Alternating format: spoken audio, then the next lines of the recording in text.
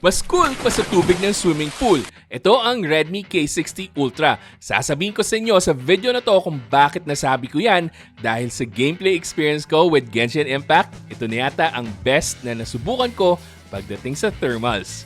So tara tingnan natin yan after this quick message. So guys, malapit na tayo mag 200,000 subscribers. I think nasa 195,000 na tayo as of this video. So parang awa nyo na, mag-subscribe na kayo kung gusto nyo pa ng maraming tech videos sa tulad nito kung saan nagbabahagi ako ng kaalaman ko tungkol sa tech, hindi lang sa phone but marami pa ibang tech products as well. At kung gusto mo pa ng more updates about tech, meron rin po akong Facebook page na Pinoy Techdad. Marami po akong binabahagi doon na maaaring wala dito sa YouTube channel natin. And also, meron tayong Tech Tambayan na Facebook group kung saan marami po ang diskusyon tungkol sa phones, kung ano yung dapat niyong piliin. And meron din diskusyon tungkol sa mga laptops and other tech gadgets or tech products na pwede nyo ring itanong doon sa group mismo. So, sali na!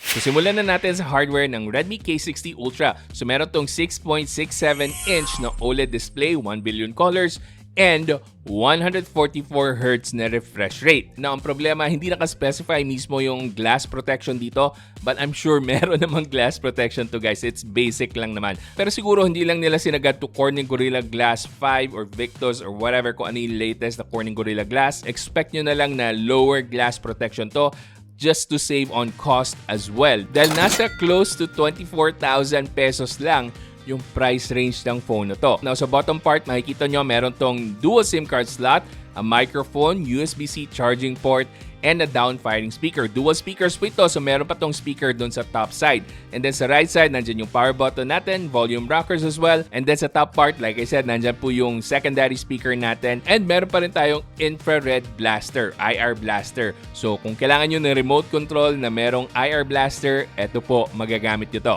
Sa camera module naman niya, meron tayong square-ish na hugis dito. And this is highlighted by a 50 megapixel na camera na gumagamit ng Sony IMX800 na sensor. And sawang-sawa na tayo dito, meron rin siyang 8 megapixels na ultra-wide and 2 megapixels na macro lens. Please lang, itigil nyo na. Gawin nyo na lang telephoto lens sana yung dalawang yon. But anyway, yung itsura ng back panel niya reminds me a lot of the Xiaomi 13 Pro. Ito po yung itsura ng Xiaomi 13 Pro at ito naman po yung Redmi K60 Ultra. Pero yung K60 Ultra po, flat po yung display niya. So makikita nyo dyan, wala pong curved edges dyan except for the back panel na may pagka-curved yung edge ng back part nito. Now, merong rumors pala before na lalagyan daw yung Xiaomi 13T series ng Leica branding as well. But dito sa Redmi K60 Ultra, wala po yun. So hindi ko sure kung dapat ba nating i-expect yan from the Xiaomi 13T Pro. But I think sa leaks na lumabas so far sa mga nakakuha na ng Xiaomi 13T series, mukhang walang Leica na partnership. Pero I guess okay lang yon para hindi masyadong magmahal yung mga phones na yon. But going back to the Redmi K60 Ultra, pag-usapan na natin yung performance kasi dito ako super excited talaga na mag-share ng kaalaman ko tungkol dito sa phone na to. So I think I've been using this phone for about close to 2 weeks na yata. Now guys, para sa mga makukulit dyan na talagang kinukulit ako palagi na i-upload ko na yung video nitong Redmi K60 Ultra, talagang sinadya kong huwag madaliin kasi gusto ko matest ng maayos to. Dahil sa initial test ko, sa initial benchmarking test ko, medyo nag-overheat siya doon sa wildlife extreme na test. So kailangan ko talaga makita kung kakayanin ba nito yung mga thermal test na gagawin natin. And luckily, after a few weeks ay nag-adjust yung thermals niya and nakayanan niya at last na mag-wildlife extreme test after an update. And goods yung result ng wildlife extreme test na ginawa natin. I think nasa 90% stability siya and mataas yung loop scores na nakuha natin for this phone. And hindi ko pa pala nababanggit sa inyo na this is a newer chipset. This is using a MediaTek Dimensity 9200 Plus. Napakalakas po ng chipset ito. Now, merong mga nagko-comment before na kasing lakas lang daw to ng Snapdragon 8 Plus Gen 1. But I'm here to tell you guys that this is as powerful as the Snapdragon 8 Gen 2. Flagship level ng MediaTek ito. Grabe, mamamangha talaga kayo sa kakayahan nito. So, pagdating sa Antutu benchmark kasi dito natin mas mabilis makita kung ano nga ba yung ka-level ng chipset na to. Umaabot tayo ng 1.5 million Antutu benchmark points. Yung Snapdragon 8 Gen 2 ng Xiaomi 13 Pro na nandito sa atin, umaabot to ng around the same benchmark points. Nasa 1.5 million na Tutu benchmark points. Again, Snapdragon 8 Gen 2 and MediaTek Dimensity 9200 Plus. Malakas. Flagship level. Kaya naman pala Ultra ang binansag nila dito at hindi lang Pro level. Ultra. Pero hindi lang po sa benchmarking or benchmark points tayo magbabase kung maganda ba yung performance ito. Dahil titingnan rin natin yung actual performance. Lagi ko naman sinasabi sa mga reviews natin na yung benchmark is only half of the story. It's just an indicator kung ano yung potential na lakas ng isang phone. Now, matetest natin sa actual gaming performance kung gaano nga ba kalakas tong phone na to. Kasi wag na natin pag-usapan yung mga basic apps like social media apps, browsing the internet. Basic lang po yun, maning-mani lang po yun dito sa Redmi K60 Ultra. Kaya ang dapat na pagtuunan natin ng pansin is yung gaming. Unahin natin with Mobile Legends and Call of Duty Mobile. Parehong games, maganda yung settings na readily available. Although with Mobile Legends, wala pa pong ultra na frame rates. Naka-super pa lang tayo. Pero meron ng ultra graphics na available. At ang masasabi ko lang sa inyo guys, sobrang basic lang po ng Mobile Legends dito as well as Call of Duty Mobile. So kahit pa nakasagad yung graphical settings, naka-on lahat ng graphical settings na kailangan yung i-toggle, wala po kayong ma-encounter na problema dito sa phone na to. So saan natin masasagad yung testing dito? Of course, basic na yung Genshin Impact. Alam niyo naman pag-uusapan natin yan. Pero unahin muna natin yung Firelight 84. Dahil dito ako medyo nakaramdam ng pag-init ng phone na to. So dito sa Firelight 84, nakasagad po lahat ng graphical settings, naka-extreme po lahat. Ibig sabihin po niyan, naka 120 FPS po tayo. So talagang dito, maxed out yung performance ng Redmi K60 Ultra. Napakagandang tingnan, napaka-smooth.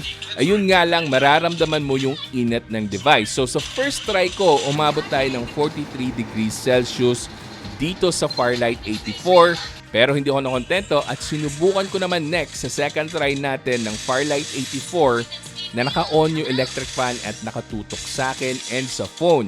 And dun na, umabot lang tayo ng about 40 to 41 degrees Celsius na external temperature. Now, yung internal temperature naman, makikita nyo naman dito sa sample natin, umaabot ng 44 degrees Celsius, which is still a very safe temperature para sa chipset nyo. So, wala po tayong problema dyan kahit na isagad natin yung gameplay experience natin with Firelight 84 120 FPS mode. However, pagdating naman sa actual frame rate sa Firelight 84, umaabot lang tayo ng around 90 to close to 110 FPS. So, hindi niya naabot mismo yung 120 FPS all the time. So, I guess ito so far yung pinaka-challenging na natest ko on the Redmi K60 Ultra. And I say na ito yung pinaka-challenging kasi pagdating sa Genshin Impact, na inaasahan natin, ito talaga yung most challenging game na laruin so far sa mga phones natin. But, dito sa Redmi K60 Ultra, namangha talaga ako. Kahit pa anong klaseng gameplay mode ang subukan ko dito, magpa-domain man ako or dun lang ako sa mga boss fight or gumala-gala lang ako around the new area, hindi ko nakikita na umiinit or nagkakaroon ng exage na frame drop. Now guys, baka lang may mahagip yung editor ko at may pakita niya sa inyo na may mga frame drops sa Genshin Impact habang naglalakbay ako or nag-iikot-ikot ako sa bagong area. Huwag kayong mag-alala dyan kasi yun lang po yung pag-load ng bagong area kasi first time ko mag-explore sa new area dito sa Genshin Impact. But overall guys, whether you're playing sa Domain or kahit sa Abyss or kahit regular gameplay lang talaga ng Genshin Impact, ma-enjoy nyo ng todo dito dahil hindi nga po siya umiinit gaano. And then, smooth pa yung gameplay. So, yung FPS ito is consistent na nasa 50 to 60 FPS. And then, yung external temperature niya after 1 hour of gameplay, hindi man lang tumapak ng 40 degrees Celsius. Nasa 39 degrees Celsius lang or cooler pa. And then, yung internal temperature naman niya, umaabot lang sa 41 degrees Celsius. So, color me impressed with the MediaTek Dimensity 9200 Plus on the Redmi K60 Ultra. At syempre, batiin na rin natin yung cooling performance nitong phone na to mismo. Maganda yung implementation na ginawa nila dito. So, overall, pagdating sa performance, wala ka nang hahanapin pa dito sa phone na to. This is an absolute beast pagdating sa gaming. Goods yung thermals. This is something na mararecommend ko agad-agad sa inyo guys. Outright kung performance lang talaga yung habol nyo dito sa device na to. And by the way, yung links pala nandiyan sa description box kung saan mismo mabibili to na pinakamura. And also, available na rin to pre-order sa Xiaomi Masangkay. So check out nyo rin yung Facebook page nila. Ilalagay ko rin yung link dyan sa description box. Pero syempre, hindi lang naman all about performance ang isang phone. Nandyan rin naman yung display niya. So meron kasi akong napanood na review ng Redmi K60 Ultra na talagang binabash niya ng todo yung display nito. Nasabi niya, sayang low quality daw dahil TCL yung gumawa ng display nito. So OLED siya na 144Hz refresh rate. Pero eto na, mas maganda kasi na pag sinabi natin na pangit, ipagtabi natin sa actual na maganda yung display. So talagang kinumpara ko yung display nitong Redmi K60 Ultra with the Xiaomi 13 Pro, top of the line display ng Xiaomi. So makikita nyo naman dyan na halos the same lang naman yung quality nila. Actually, minsan mas bright pa nga yung display nitong Redmi K60 Ultra. And in terms of actual quality, yung nakikita ko talaga mismo ng mga mata ko, wala naman ako napansin na low quality yung nandito sa Redmi K60 Ultra. So I don't know kung bakit sasabihin mo na porket gawa lang ng TCL, hindi Samsung yung display nito, sasabihin mong low quality agad. You really have to check first yung actual quality ng display. Maganda ba yung color reproduction? OLED pa rin naman siya. And so far, sa paningin ko, maganda yung color reproduction, sharp yung images, and very vibrant yung mga kulay. So, wala po tayong problema doon. And yung pinaka-importante naman talaga pag OLED or AMOLED yung display is yung infinite contrast. And nandito yon. Black is truly black. At ang pinaka-nagustuhan ko pala dito guys, pagdating sa display niya, meron na tong Widevine Level 1 and mantakin nyo to, activated na agad yung Dolby Vision and HDR10 dito sa Netflix. Panalong-panalo po yan kasi usually yung mga bagong phone, hindi agad activated yung Dolby Vision or HDR10 sa Netflix. So solid manood sa display nito and meron rin siyang MEMC na feature. Siguro ang pinaka-complaint ko na lang pagdating sa display niya is walang option to go 120Hz or 90Hz, diretso 60Hz or 144Hz. Yun lang po yung two options natin sa refresh rate. Now, aside from having MEMC, wala nang other options para sa AI image enhancement dito sa Redmi K60 Ultra. Susunod naman, pag-usapan na natin yung camera nito. Okay ba yung camera ng Redmi K60 Ultra? Well, first off, let's start with the main sensor. So meron tong Sony IMX800 na sensor and so far, goods naman yung mga images na nakuha ko dito if you're taking quick snaps. So pagdating sa photos, the usual.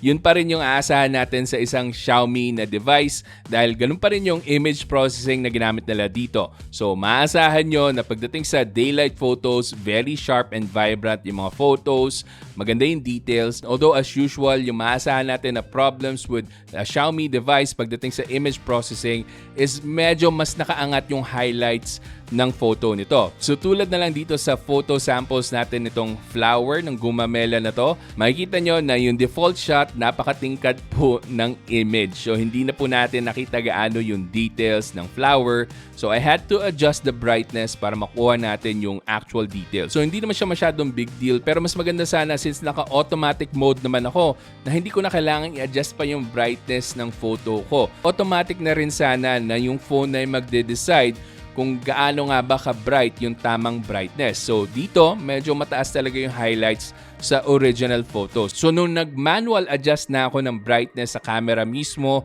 mas maganda na rin nakuha natin na quality na photos. So yan lang talaga yung dapat nyo asahan pagdating sa mga Xiaomi devices. Pero overall, wala akong reklamo sa sharpness and details ng camera na to as long as you're shooting in broad daylight or tama yung lighting scenario nyo. Pero pagdating sa indoor scenarios, makikita nyo na may konting degradation ng details. Medyo naglo-lower yung details or sharpness na makukuha natin tulad na lang ng picture nito ni Anika and yung kasama niyang dog, si Tommy. Medyo nakulangan ako sa details ng muka and yung balahibo ni Tommy. Pero overall, goods pa rin naman yung quality na nakuha natin. At nighttime, this performs really good. Yung night mode naman niya, it actually works kasi it controls the lighting. So makikita nyo dito sa mga samples na pag naka-on yung night mode, mas nako-control niya yung lighting para hindi mag-spill over yung ilaw. Saktong-sakto lang and makita pa natin yung ibang details. So effective naman para sa akin yung night mode nito and actually decent yung mga photos na makukuha nyo pag naka-night mode mode. Now, yung selfie camera nito is 20 megapixels pero masasabi ko lang sa inyo, hindi po maganda yung selfie camera nito. Ito po yung mga samples natin. Sobrang washed out and dull ng itsura ng muka na makukuha nyo dito. So this is something na hindi ko ibibida sa inyo pagdating sa phone na to. And pagdating naman sa selfie video, medyo nadismaya lang ako na hanggang dito lang yung quality na makukuha natin. So decent naman yung itsura pag may sapat na lighting, pero hanggang 1080p 30fps lang tayo, whereas yung Xiaomi CV3 umabot na ng 4K 30fps. So sana mailagay na talaga ni Xiaomi and pati ni Redmi yung 4K 30fps man lang at the least sa mga phones nila. So yun lang naman yung complaint ko, but medyo okay naman. Usable naman yung footage natin if we're gonna take selfie videos. So kung magti-TikTok ka, pwede na. And then sa rear camera naman, yung max resolution nito is 8K 24fps. But we're gonna be focusing on 4K 60fps kasi ito talaga yung pinaka-ginagamit ko na video resolution and frame rates. So far, maganda yung stabilization nito. It's just not the best stabilization that I've seen from a Xiaomi or Redmi device. Napansin ko kasi na pag naglalakad, medyo nandun pa rin yung pagka-up and down motion natin. Whereas dito sa flagship level phone, of course, flagship level to, hindi ko naman sinasabi na dapat flagship rin yung performance ito.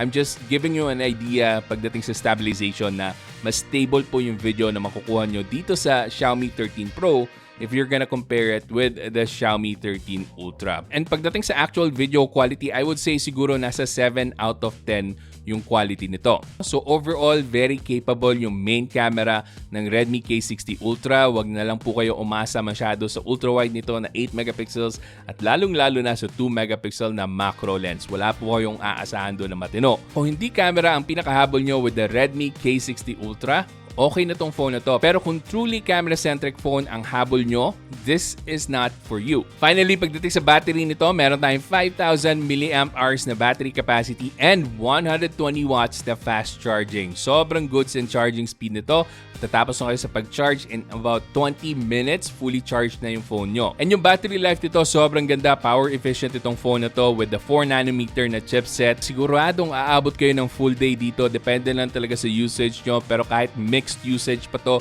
whether nag-gaming ka, gumagamit ka ng camera, whether nagta-transfer ka from Wi-Fi to mobile data, guaranteed, full day po aabutin nito or meron ka pang extra. And finally guys, as an icing to the cake, meron din itong IP68 na water and dust resistance.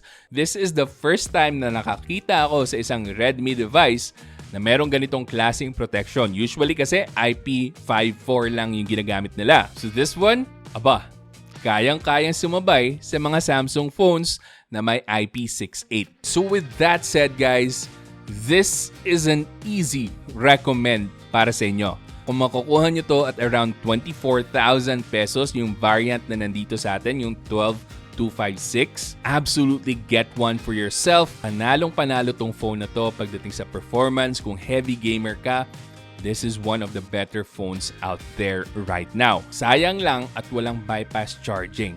Yun na lang talaga yung kulang para sold na para sa mga heavy gamers. But overall, panalong-panalo para sa akin itong Redmi K60 Ultra. Again, links in the description box and hopefully nakatulong tong video na to para makapag-decide kayo kung bibili nga ba kayo dapat ng Redmi K60 Ultra or hindi. Hanggang dito na lang po muna yung video natin at kung gusto mo pang manood ng mga videos ko, may mga ililink po ko dyan. Panigurado, magugustuhan nyo yung mga yan. So hanggang sa susunod, ako nga pala ulit si Janus ng Pinoy Techdad. Kita-kita ulit tayo.